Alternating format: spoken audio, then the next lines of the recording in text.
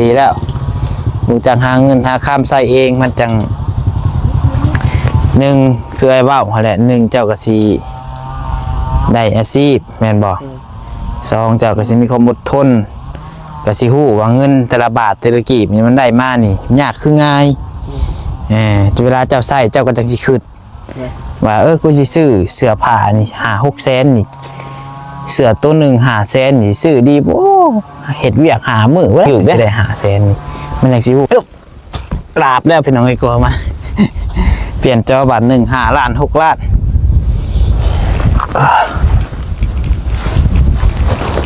ปุ๊บ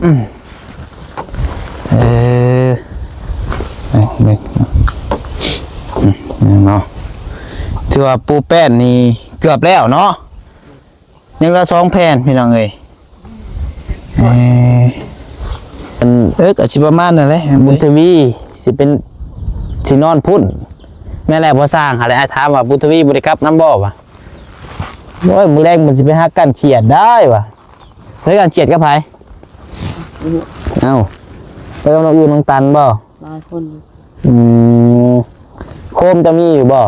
ระวังหัวถูกตะปูโคมพระสานถ้าบอกเอามือดิ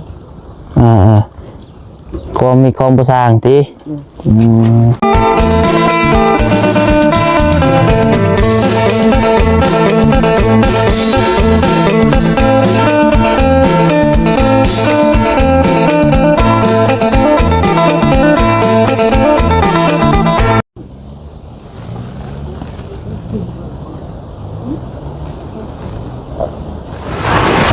เอางี้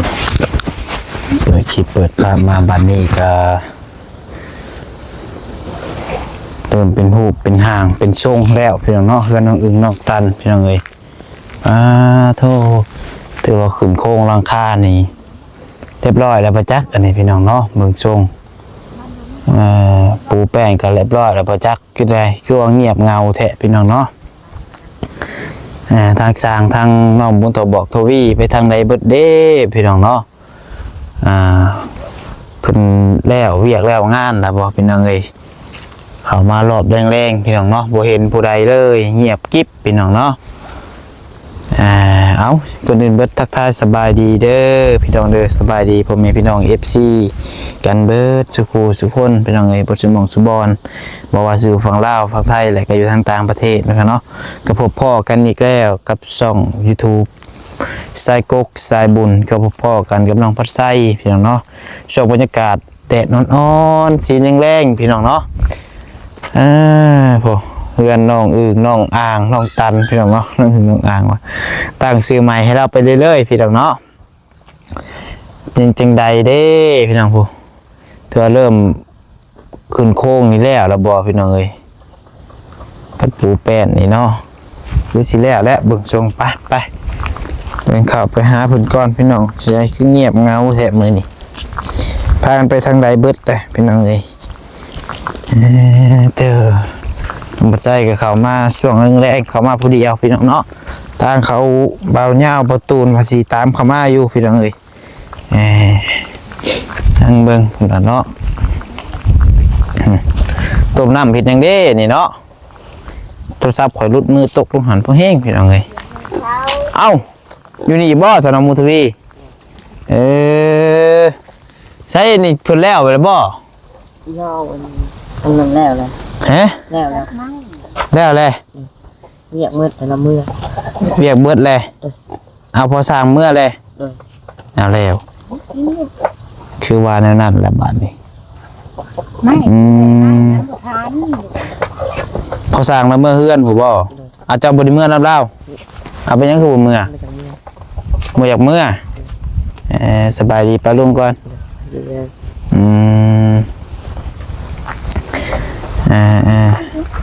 เป็นจังใดเฮ็ดหอดขั้นตอนได้แล้วบ่สร้างใหม่ได้นี่เนาะต้องเอิ้นว่าสร้างใหม่ได้นี่สร้างบุญทวีพี่น้องเนาะเพิ่มพื้นโค้งแล้วขึ้นโค้งเนาะขึ้นโค้งแล้วปูแป้นเด้แล้วแป้นกับปูแล้วเอาหาก็แล้ววังเศร้านี่บ่คนหยุดเฮ็ดเวียกจังโมง2 โมง บางเที่ยงนี้ เลย ไม่เบิดบ่ไม่บ่พ่อ เลย แต่เพิ่นไปตัดไม้มาอีกยังตัวใดบ่พอฮู้จักอยู่บ่ เป็ดเลย ใช่ว่าแล้วอ่ะ นั่น ยังแป้น เลย ยังไม่แป้น จิตยังมาบานประตู แป้นแล้วก็อันวงกบบ่ใส่วงกบบ่ เลย อืม ไปบอกวัน เอาเนาะว่าอยู่คือเงียบคือเงาแท้ว่าเข้ามาบ่สร้างหาเมื่อแล้วติ เลย เมื่อเลยว่าก็เห็นเพิ่นอยู่เพิ่นเข้าไปเฮือนน้องน้อยพุ่นแหละพี่น้องเนาะพอเพิ่นอยู่เฮือนน้องน้อยพุ่นแหละถามเพิ่นว่าสิได้เข้ามาพี่อีกบ่ก็ยังบ่ฮู้มื้อแรกนี่แค่ว่าละเมื่อก็เจ้าบ่เมื่อบ่ เลย สินอนอยู่นี่ เลย ถ้าเฮ็ดเวียกต่อหมู่ว่าผู้น่ะคือว่าไผมาพี่ได้หมู่เลย ยัง ไผซะน่ะ จักอยู่ รู้จักกันอยู่บ่นาพี่ด้วยหามนาพี่อ่ะนางไก่บุญทวีจักว่าซ้ำกันมาจักหนีบ่พี่มาพี่หามใช่นางไก่กันมึงดูก็อยากคือกันเนาะนั่งพี่นี่แต่มันถามผมกันยาวคือกัน โอ้มาสั่นได้ สบายดีนะครับเด้อสบายดีใช้เทียงโตอยู่ใช้อยู่เทิงชื่อยังโตน่ะ สิแล สิแหละจักปีแล้ว 13 13คือ12 13 แสดงว่าเป็นน้องมอนี่เนาะเป็นน้องบุญทวีเท่าไรก็จะทำ14 15แต่ว่าเนื้อโตนี่อยากซ้ำๆกันอยู่มอนี่สูงกว่าไปจักอีกต้องยืนแทกกันดูนะเจ้ามอสิแหละสูงกว่ายืนดูนะครับรุดอยากรุดเนาะรุดนิดนึงมาดินน้ำกันบ่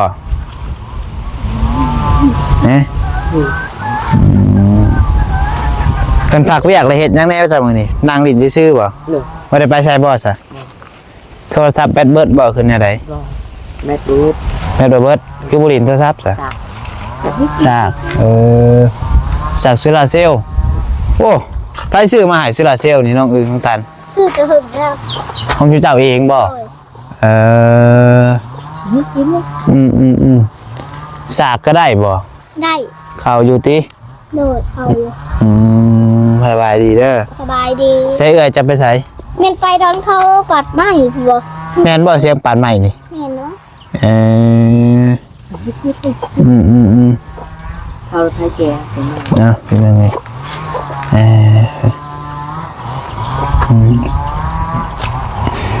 อัน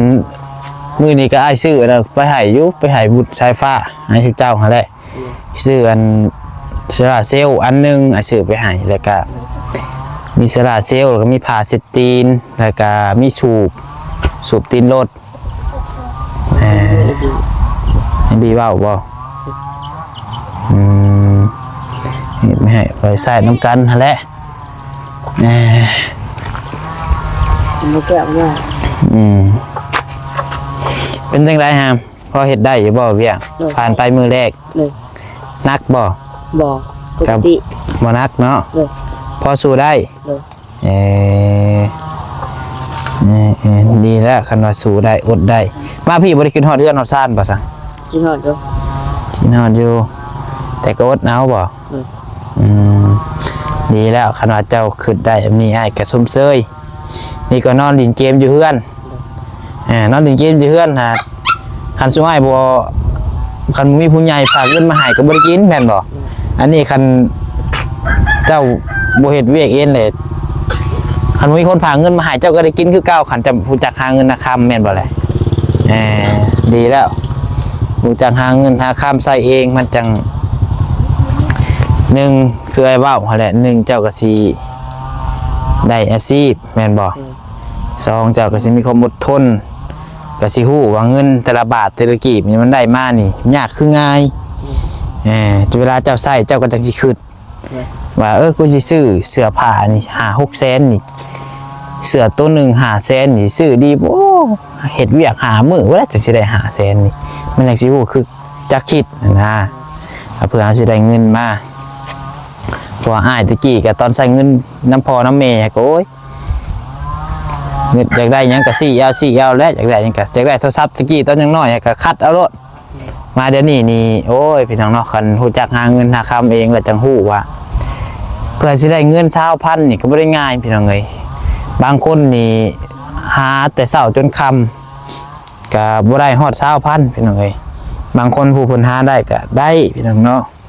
คือว่าหลายคนเฮามันบ่คือกันบางคนก็ไปให้แย่ขายหมุดแดงเบิดมื้อเบิดเว้นครบคอครบตาเพื่อสิได้เงินยังเราไปเบิ่งห้องน้ำมันผู้สาวเจ้าแม่นได้แม่นเนาะก็ได้ไปเบิ่งน้ำผู้สาวเจ้าแม่นว่าน้องน้อยฮะผู้สาวบ่นิ้วสาวนิ้วเอาเจ้าคือฮู้ได้เห็นเอาผู้สาวนิ้วก็เราไปหมักเป่านิ้วได้แล้วว่าเขาหมักเป่าบุญทวีแล้วอ่ะนะจะแบบมีวิจัยอยู่ใช่กันนี่ป่ะจะได้ไปเห็นห้องน้ำมันน้องน้อยอีกนี่เพื่อได้มีเวียกต่อขันจะทนได้ขันแล้วเพื่อนน้องอึ่งน้องอ่างนี่น้องอึ่งน้องอ่างอีกเลยน้องอึ่งน้องตันนี่ตั้งชื่อใหม่แล้วเลยเนาะแล้วเพื่อนน้องอึ่งน้องตันนี่กะบางเทื่ออาจจะได้ไปเพื่อนน้องน้อยพี่น้องเนาะเพราะว่าทางทีมงานก็ได้ปรึกษากันแล้วว่าจนได้ไปเบิ่งแหละพี่น้องเราทำวันนี้เพิ่นพาผู้สร้างเขาไปเบิ่งไปแทกเข็นห้องน้ำแหละแล้วก็น้องปัจจัยก็ได้ลงกับทีมงานทางง่ายๆเพิ่นแล้วพี่น้องเอ้ยตกลงกันแล้วว่าสิเอาผู้สร้างพี่น้องเนาะเฮ็ดห้องน้ำน้องน้อยนี่ก็คณะบุญทวีอันยังอดทนเฮ็ดนำผู้สร้างได้ก็คือสิได้ไปเฮ็ดน้ำลาวงานก่อก็เฮ็ดเดือนใหม่แล้วก็ไปเฮ็ดเดือนเฮ็ดห้องน้ำอย่างได้บัดนี้บัดแต่นี่18 ปีสิบ่เป็นบ่ทุกอย่าง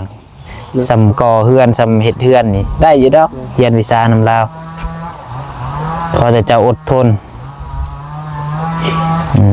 ป้าพาไปเบิ่งเฮือนนั่นน้องอึ่งน้องตันดูป่ะป้าน้องตันมานำกันป่ะให้พอได้บางเถื่อพอได้ถามมันสร้างบุญทวีนี่แหละเนาะไปนี่ฮอดใส่แหละเป็นจังไงแต่ว่าโครงหลังคาเรียบร้อยเนาะครับเนาะมีแต่ถามุ้งเหมือนบ่พอดีใส่ไม้สลาบ่ทางข้างนี่คือว่าใส่ยังซีเมนระวังเด้อใส่เกิบเด้อเวลาเห็นเวียกเห็นงานคือว่านั่นเด้ออยู่ป่าอยู่ดอนยันเหยียบตะบอกตะปูเหยียบน้ำได้ยังเจอมาแล้วก็มันนี่ก็สิบอกเจ้าไปเหยียบบ่เหยียบยังน้ำระวังนะเฮ้ยเจ็บย้อนได้บริเวณเราเจ็บเราพี่น้องถึงชีวิตผู้แหละบางคนเรามันสีสะสม6 เดือนแหละเป็นอีเตอร์นอตบอกว่ากับบุเป็นพี่น้องเลยเป็นตะน็อตไปสักนี้แหละแล้วมันสีเห็ดให้เฮามันสะสมเลยเห็ดให้เฮาตายได้อันนี้กระบอกบ่เสือกับบ่เสือพี่น้องเนาะพอก็เคยเห็นหลายคนแหละปลาขึ้นไปเบิ่งรูปปูแป้นฮอดใส่แหละปะขึ้นได้บ่น้องตันมึงอึกไปขึ้นไป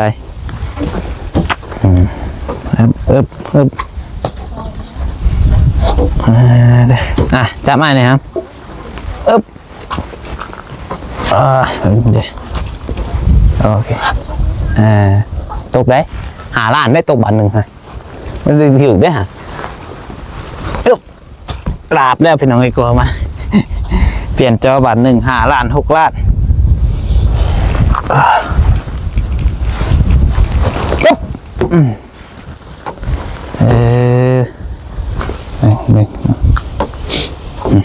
เนาะ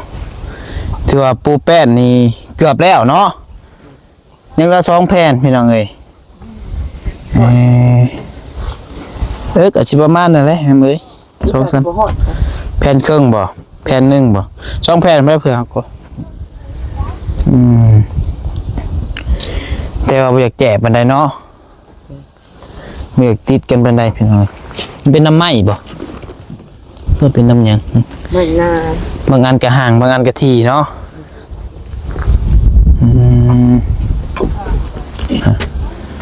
ว่าโครงหลังคานี่เรียบร้อยแล้วพี่น้องเอ้ยเราว่าตัวไรก็ครบสูงอันนี้170บ่ประมาณ170เป็นเอ้ยตัวนี้ แหกเบิ่ง ใส่มีแมทบ่ ใช่บ่เลย อย่าแล้วบ่เป็นหยัง เม็ดอยู่ถึง เจ้าขึ้นบ่หลังคานี่กะขึ้นไปเฮ็ดตอกบ่ ตอกเรื่องนี้จะหัดไม้ ระมัดระวังเด้อขึ้นก็เด้อขึ้นสูงขึ้นหยังก็เบิ่งให้แหละระมัดระวังดีๆย่านแน่เนาะอุบัติเหตุเกิดขึ้นได้ทุกเมื่อพี่น้องเอ้ยตัวโครงหลังคานี่เรียบแล้วพี่น้องเนาะอีกประมาณ2 มื้อ 3 มื้อจักว่าจักแล้วเนาะบุญทวีคันเครื่องอุปกรณ์ครบเนาะ ภาษาอาทิตย์หนึ่ง ทิศหนึ่งบ่โอ้ทั้งนี้นี่น่าจะโอ้แป้นตัวนี้ก็อ่อนเด้ยตกใจดิอ่อนไว้ตัวนี้แล้วทั้งนี้นี่น่าจะเป็นหัวคันไดทางนี้เนาะน่าจะเห็นหัวคันไดขึ้นพี่น้องเอ้ยนี่กำลังสิถามว่าเพิ่นคือบ่ปูแป้นฮอดนี้เนาะน่าจะเป็นทางขึ้นหัวคันไดทางนี้พี่น้องเอ้ย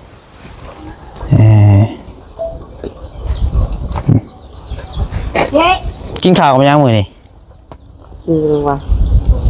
เป็นซุปน้ำไม้ น้ำซุปดอกหน่อไม้ ซุปน้ำไม้ ซุปหน่อไม้แรงบ่สร้างเมื่อกับบุญทวีนอนกับคนน้องอื่นน้องตันแล้วเนาะน้องอื่นน้องตันก็นอนอยู่เทิงบ่จะนอนกับบ่สร้างบ่ ขึ้นนอนกับภาษา มื้อแรงนอนผู้เดียวบ่ย่านบ่มันอยู่ป่าอยู่ดงบ่ย่านธรรมดาที่น้องคืออยู่เฮือนเฮาแหละเนาะจากเฮือนน้องบุญทวีมาหาเฮือนน้องอื่นน้องตันนี่ถามว่าไกลบ่มันก็บ่ถึงคำว่าไกลเนาะก็ประมาณ20หม่อง20ลักประมาณนี้พี่น้องเอ้ยคันสิฮอดได้บ่เกิน20ลักดอกพี่น้องเอ้ยแต่ก็บ่ฮอดซ้ำว่าขี่รถก็ฮอดเที่ยงขี่รถจักรก็ไวอยู่พี่น้องเอ้ยประมาณ20-30 นาทีก็ฮอดจะได้อยู่เฮือนใหม่แล้วเจ้าเนาะ โดย เอ้ยดีใจบ่ ดีใจ ดีใจแห้ง โดย เว้นเคินผู้บ่าวบ่นี่หน้าแตกนี่เหรอเคินผู้บ่าวปะจ๊ะนี่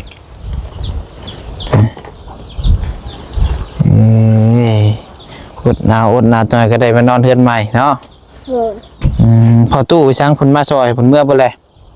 เมื่อตัวเองพวกบ่มีไม้เลย นะเมื่อแต่เบิดไม้พุ่นเบิดเวียกผู้ แล้วเพื่อนเพิ่นไปดอนนั่นน้ำต่อกูบ่มันปัดไม้กูบ่ เสียงน้องตันบ่เจ้า โดย น้องตันนี่อยากคล้ายๆกับเมย์เนาะเสียงอยากออกผู้ไทยพี่น้องเอ้ยตัวว่าเป็นผู้ไทยเป็นบ่คือบ่เป็น บ่เป็น บ่เป็นเคยไปว่าเมื่อบันเมย์เคยมาบันเมย์บ่ เฮ้ย หลายเทื่อแล้ว โดย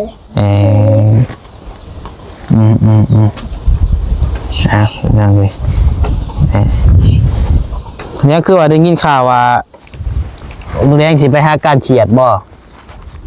ได้ยินไปว่าพันหูอยู่พี่น้องเลยว่ามึงแดงบุญทวีสิไปการเฉียดบ่แม่นไอ้บีไอ้ยังบ่ได้เจอเล่าไอ้บีเจ้าพอสร้างบ่ว่าผู้ไปเนี่ยว่ามึงแดงกันบุญทวีสิเป็นสินอนพุ่นแม่แหละพอสร้างหาได้ถามว่าบุญทวีบ่ได้กลับน้ำบ่วะโอ้ยมึงแดงมันสิไปหาการเฉียดได้วะแล้วการเฉียดกับไผเอ้าไปกับน้องอื่นน้องตันบ่ หลายคน โคมจะมีอยู่บ่ มี ระวังหัวถือคือตะปู โคมภาษา เราเอามือดิ โคมมีโคมประสางติโคมเจ้าแล้วบ่ถือมาบักหลายอันนี่กับผ้าห่มกับบริหนาวบ่นอนคืนนี่ อุ่น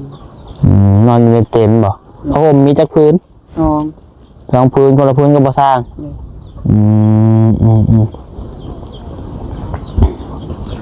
นี่เบิ่งเงานี่เพิ่นเฮ็ดนี่เฮ็ดชวนเฮ็ดหยังนี่เมื่อเลยเจ้ากับ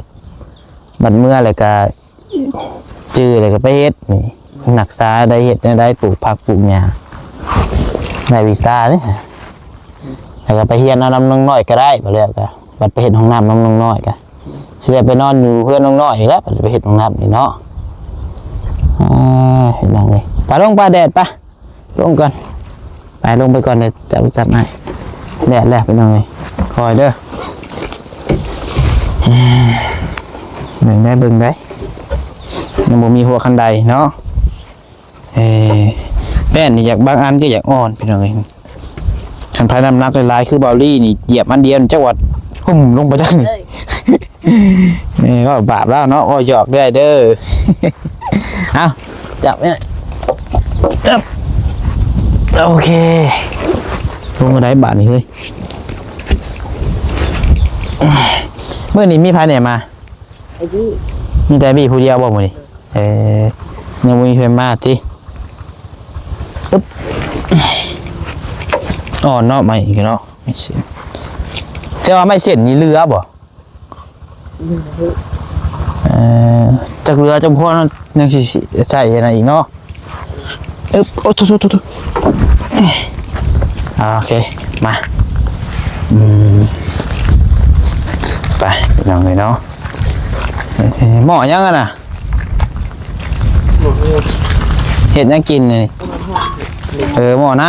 ำต้มน้ำน้องมุทวีจะกินน้ำยังสะกินน้ำต้มน้ำโมอาหารกันกินกันอยู่ได้แล้วว่าถือปากอยู่แล้วว่าเขากินได้เนาะโอเคยังไงเลยส่วนผักชนเนี่ยเพื่อนนะ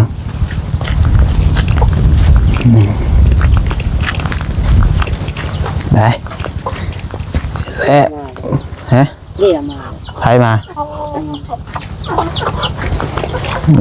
เมย์น้องอึ่งน้องอ่างนี้สบายดี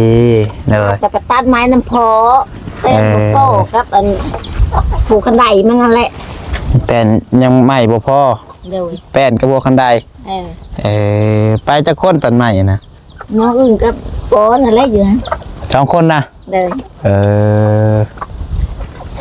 น้องสายเพิ่นบักลงเร็วหาเราเอาคือไปตัดแล้วลูกแบบเขาบ่ได้ตัดย้ำตายแต่ซื้อมาอยู่หน้าเรานี่ได้ไตนี่เลยตัวมาเฮ็ดน้ำอายเพิ่นนี่ว้าวเพิ่นข้าวกินก็ยังหลายสอบอยู่บ่ข้าวชื่อเจ้าเขายังหลายอยู่บ่ได้หลายเลยยังจักสอบมันค่า2-3สอบนี่แหละเพราะว่ากินอยู่นี่สร้างซั่นนี่กินอยู่น้ำชื่อเจ้าเบิดเนาะแล้วก็เอามาคือกันเอามาอยู่บ่ลาวยังมาข้าวก็แล้วกินแต่ว่าของอยู่ของกินนี่แล้วก็เอามามื้อเรามาทางบินแต่ว่าบางมื้อซื้อซะเนาะซอยกันเนาะซอยก็แล้วว่าชื่อเจ้าเรียกเบิดแล้วก็เอามาปากก็ได้2-3คาดนะแล้วเอามาย่างไว้นี่ไปหากินไปการเขตการไปฉังแต่โมแดงมันดอกเป็นนั้นแหละโดยจุดลูกไม้เหมือนนี้ก็คือเรากิน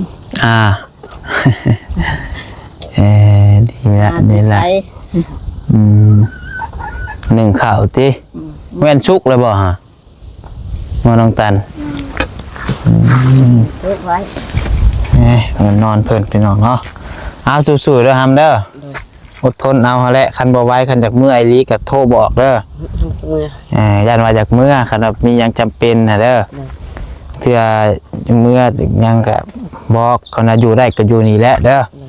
อยู่เห็ดจะมาแล้วพวกเผื่อแล้วนี่ได้เงินรายล้านเติบได้วะเผื่อแล้วให้มือเท่าไรบอกอยู่บอกยังไม่ได้บอกว่าให้มือเท่าไร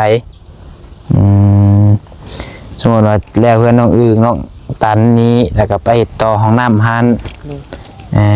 หมดแล้วแหละเมื่ออยู่เพื่อนกับมีเห็ดเนาะอยู่เพื่อนก็อยู่ละละระหว่างไปเห็ดเวียกกับอยู่เพื่อนละละจะสิไปตัวใดไปเห็ดเวียกเดี๋ยวเห็ดเวียกดีกว่าปั๊บมักชิปขนาดนี้นี่สมเสยไกลกว่านั่นอยู่แล้วเนาะไปสู้ๆเดี๋ยวมีโอกาสสิเข้ามาหาใหม่เด้อมื้ออื่นพอแล้วพี่น้องเอ้ยพังเบิ่งคันว่าเขาบ่ยาวเพิ่นภูเขามาก็สิได้ออกไปพุ่นแหละอีกเบิ่งทางนอกพุ่นแหละพี่น้องเนาะจังว่ากันก กินน้ำมีหยังกระโทรหาขันไปยังคำกลางคืนก็เด้อยันว่าบ่ขาดเป็นกอกเป็นไข่บ่สะดวกสบายก็โทรหาสุไม้ก็ได้สุไม้เล่นเข้ามาเขาเดียวดอกครับเป็นอย่างฉุกเฉินกลางค่ำกลางคืนว่าซั่นซะบางเทื่อเหยียบไม้เหยียบตะปอกตะปูก็หมายว่าบ่ได้ในอุบัติเหตุเนาะบางเทื่อเจ็บท้องพวกเรากลางค่ำกลางคืนต้องได้กดลุกไปเข้าห้องน้ำห้องในหดเหยียบไม้เหยียบหยังยังดอกเกรงใจบ่ต้องเกรงใจดอกยังก็โทรหาได้ตั้ง4 ชั่วโมงเป็นอย่างเราก็หักแพงจุเจ้าสำนองซ้ายแหละเพียงเนาะคือเห็นนั่นแหละมียังสมัยก็บอกมีแนวกินกินกะไปให้ตลอดเป็นอย่างเนาะคิดป้าสิทิมแกอยากให้เจ้าได้มีชีวิตที่ดีคือสมัยซอยมากกับเพื่อนกับเป็นลังแม่เราอ่ะบัดนี้ให้เจ้าพึ่งพาตัวเองให้มันได้เนาะก็คือสิเข้าใจเจ้าก็ใหญ่ซ้ำนี่เลย